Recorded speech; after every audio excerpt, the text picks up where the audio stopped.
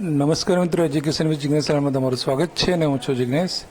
મિત્રો, કચ્છ વિદ્યા સહાયક ભરતી ધોરણ 1 થી 5 ની જિલ્લા પસંદગી આવતીકાલથી શરૂ થઈ રહી છે, તારીખ 18/8થી. અને જિલ્લા પસંદગી માટે જે પણ ઉમેદવારો કોલ લેટર નીકળ્યા છે તો ઉમેદવારો માટે અગત્યનો વિડીયો છે.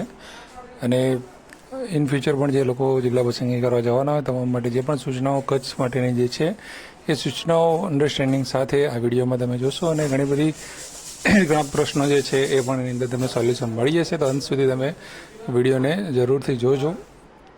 તો પહેલી સૂચના જોઈએ એની અંદર કે કચ્છ જિલ્લામાં વિદ્યા સહાયકની સ્પેશિયલ ભરતી 1 થી 5 ગુજરાતી માધ્યમ 2025 અંગેની તમારી અરજીના અનુસંધાનમાં તમને જિલ્લા પસંદગી માટે દર્શાવેલ તારીખ અને સ્થળે તમારા સ્વઘરથી હાજર રહેવા જણાવવામાં આવે છે.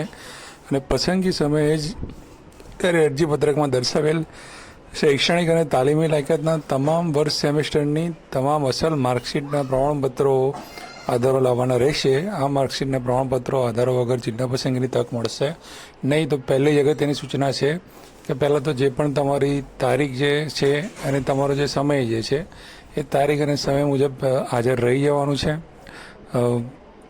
દાખલા તરીકે તમારો 9 વાગ્યાનો સમય હોય તો ઓછામાં ઓછું તમારે 8:30 ત્યાં હાજર થઈ જવું. 11 વાગ્યાનો સમય હોય તો તમારે ઓછામાં ઓછું 10:30 સુધી હાજર થઈ જવું.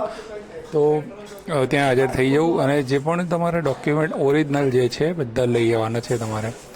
પછી વાત કરીએ, ઉમેદવાર જે કોઈ પરીક્ષા એક કરતાં વધારે પ્રયત્નથી આપેલી હોય તો તમામ જે ટ્રાયલ જે છે તમામ માર્કશીટ લઈ જવાની છે તમારે. અને આ પ્રયત્નોની અસલ માર્કશીટ વગર જિલ્લા પસંદગીની તક તમને મળશે નહીં. અને ગુણાંકનમાં અથવા અન્ય વિગતોમાં કોઈ ફેરફાર થશે તો તમને બંધન કરતા રહેશે, જેની તમારે નોંધ લેવાની છે. બરાબર. તમામ જે ટ્રાયલ જે રહ્યા એ તમામ ટ્રાયલની માર્કશીટો બધી લઈ જવાની છે. અને સમિતિ વાળાને લાગશે એ લોકો કંઈ નિર્ણય એવો લેશે, કોઈ વધઘટ હોય માર્કશીટમાં ગણવામાં ભૂલ થઈ હોય તો એમનો જે પણ નિર્ણય હશે એ તમને બંધન કરતા રહેવો જોઈએ. પછી ત્રીજી સૂચના છે, કોલેટર જનરલ થવાથી જિલ્લા પસંદગીનો દાવો પ્રસ્તાવિત થશે નહીં. જે તે કેટેગરીમાં જગ્યા ઉપલબ્ધ હશે ત્યાં સુધી જિલ્લા પસંદગી આપવામાં આવશે. એટલે કે તે કોલ લેટર જે મળી ગયો છે એનો મતલબ એવો નથી કે તમને જિલ્લા પસંદગી મળશે. ઘણા એક્સેસ કોલ લેટર પણ એવા આપવામાં આવ્યા છે. તો જગ્યા ઉપલબ્ધ હશે ત્યાં સુધી જિલ્લા પસંદગી જે છે એ આપવામાં આવશે. ત્યારબાદની સૂચના છે, કોલ લેટરમાં દર્શાવેલ તારીખ અને સમયે જ ઉમેદવારોને જિલ્લા પસંદગી આપવામાં આવશે. બીજા દિવસે જિલ્લા પસંદગીની તક મળશે નહીં. અને દર્શાવેલ તારીખ નિયત સમય કરતાં મોડા આવનારા કિસ્સામાં કેટેગરી મુજબ ખાલી જગ્યા ઉપલબ્ધ હશે તે જિલ્લા પસંદગી કરવાની રહેશે. અને પ્રક્રિયા પૂર્ણ થયા બાદ જિલ્લા પસંદગીની તો કોઈ તક આપવામાં આવશે નહીં. એટલે સમયે જો ઉપલબ્ધ નહીં રહો, સમયે હાજર નહીં થાવ તો શું થશે એ જણાવેલું છે અહીંયા કે જો તમે એબસેન્ટ રહેશો તો તમારો હક જતો થશે. અને મોડા તમે પહોંચો છો તો દિવસના અંતમાં તમને લેવામાં આવશે અને જે પણ જગ્યાઓ હશે એ પ્રમાણે જે છે એ તમને આપવામાં આવશે. પછી જે ઊંચા મેરિટવાળા ઉમેદવારો ગેરહાજર રહે તો જ એક્સેસ કેન્ડિડેટને જિલ્લા પસંદગીની તક આપવામાં આવશે. એક્સેસનો કોલ લેટર જો તમારે નીકળ્યો હોય તો એનો મતલબ એવો છે કે જેટલી જગ્યા છે એનાથી થોડા વધારે ઉમેદવારોને બોલાવવામાં આવે છે. એ લોકો એવું વિચાર્યું છે કે થોડા ઘણા ઉમેદવાર કદાચ એબસેન્ટ રહી જાય તો એ એબસેન્ટ રહે તો તમને તક આપવામાં આવે. પણ જો એક્સેપ્ટ ના રહે તો તમને જિલ્લા પસંદગીની તક આપવામાં આવશે નહીં. જે એક્સેસ કોલ લેટરવાળા માટે છે. જો ખાલી કોલ લેટર ઉપર લખેલું હોય તો તમને 100% જિલ્લા પસંદગી મળવાની જ રહે છે.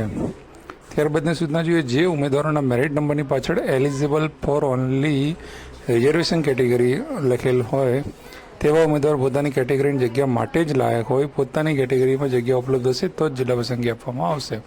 બરાબર. એલિજિબલ ફોર ઓનલી કેટેગરીવાળા ઉમેદવારો જે બધાને જાણ જ છે કે જે માત્ર કેટેગરીના જ દાવેદાર હોય, ઓપનમાં ના લઈ શકતા હોય તેવા ઉમેદવારોને એમની કેટેગરીમાં જગ્યા હશે તો જ આપવામાં આવશે. બાકી એમને જિલ્લા પસંદગી જગ્યા ઉપલબ્ધ હશે તો જ કરવામાં આવશે, નહીં તો કરવામાં આવશે નહીં. ત્યારબાદ છે, ગુજરાત પ્રાથમિક શિક્ષણ પસંદગી સમિતિ માત્ર ઉમેદવારોને જિલ્લા પસંદગી કરી આપે છે. સમિતિ દ્વારા નિમણૂક આપવામાં આવતી નથી. જિલ્લા શિક્ષણ સમિતિના માગણી પત્રકો પ્રમાણે જે તે કેટેગરીના ઉમેદવારોને જે તે જિલ્લા શિક્ષણ પસંદગી દ્વારા નિમણૂક આપવામાં આવે છે. એટલે કે અહીંયાથી ખાલી તમને જિલ્લાનો હુકમ મળશે. જે પણ ઓર્ડર હોય છે એ અહીંયાથી મળતો નથી. અને એ ઓર્ડર ક્યાંથી મળે છે તો આગળ કહ્યું છે કે આ જગ્યા ઉપર નિમણૂક મેળવવા આ જગ્યા પર નિમણૂક મેળવનાર ઉમેદવારે ગુજરાત રાજ્ય પ્રાથમિક શિક્ષણ પસંદગી સમિતિ દ્વારા આપવામાં આવેલ જાહેરાત અન્વયે જિલ્લા શિક્ષણ સમિતિ કચ્છ દ્વારા નિમણૂક આપવામાં આવે તો સમગ્ર નોકરી દરમિયાન કચ્છ જિલ્લામાં જ ફરજ બજાવવાની રહેશે. તો જેવી રીતે અગાઉ પણ વાત થયેલી છે અને તમે બધા જાણતા જ હશો કે જો તમને ત્યાંથી જિલ્લાનો હુકમ મળશે અને તમે જે તારીખે તમે ત્યાં જશો કચ્છ, અને એ કચ્છમાં તમે જ્યારે પણ સ્થળ પસંદગી શાળા પસંદગી માટે જશો ત્યાંથી તમને હુકમ મળશે અને નિયમ પ્રમાણે કે તમારે આખી જિંદગી એટલે કે જ્યાં સુધી નોકરી કરો ત્યાં સુધી કચ્છ જિલ્લામાં જ તમારે ફરજ બજાવવાની રહેશે એવું તમને ત્યાં આગળ લખાણ કરવામાં આવશે, બોન્ડ કરવામાં આવશે. આ ભરતી અંતર્ગત નિમણૂક પામેલ વિદ્યા સહાયકો, પ્રાથમિક શિક્ષક કે ઉચ્ચ પ્રાથમિક શિક્ષક શિક્ષણ વિભાગના 11/5/23ના ઠરાવને અંતર્ગત સુધારા ઠરાવ નિયત થયેલા બદલીના નિયમો વધઘટ બદલી, જિલ્લા આંતરિક બદલી તેમજ વહીવટી બદલી સિવાયની અન્ય કોઈ બદલી લાગુ પડશે નહીં. ખાસ બદલીનો નિયમ જે છે એ કચ્છ માટે કીધો છે કે જ્યાં તમારે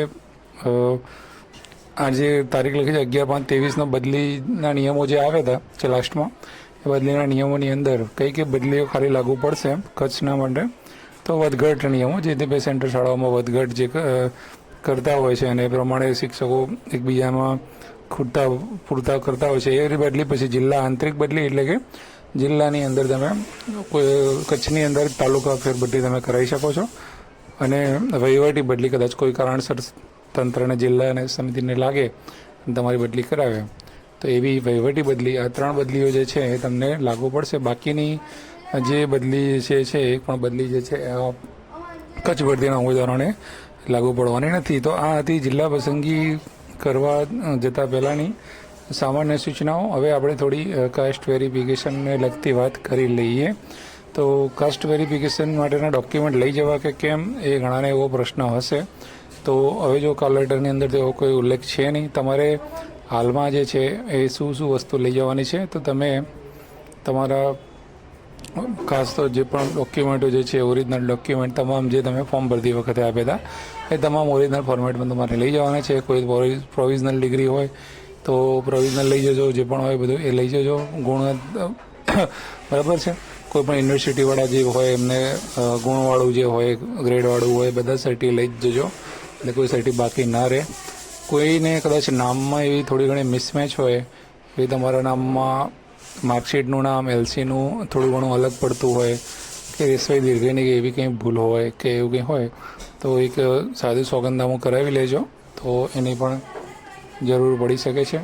અને આ બધા જે કાસ્ટ વેરિફિકેશનને લગતા ડોક્યુમેન્ટ રહ્યા એ તમારે જિલ્લા પસંદગી વખતે નહીં લઈ જાઓ તો ચાલશે, ત્યાં જરૂર નથી. તે સ્થળ પસંદગી વખતે જ માગે છે, પણ તમે એક સેટ કરાવીને લઈ જજો તો તમને ત્યાંથી જે ડોક્યુમેન્ટ આપવામાં આવે એની અંદર તમે મૂકી દેજો, અને પછીના ડોક્યુમેન્ટ જો બાકી હોય તો તમે સ્થળ પસંદગી વખતે લઈ જઈ શકો છો. ઓરિજિનલ વસ્તુ તમારે ત્યાં આપવાનું નથી, બધું પાછું લઈને જ આપવાનું છે. તો આશા રાખું છું કે વિડીયો તમને સારો લાગ્યો છે.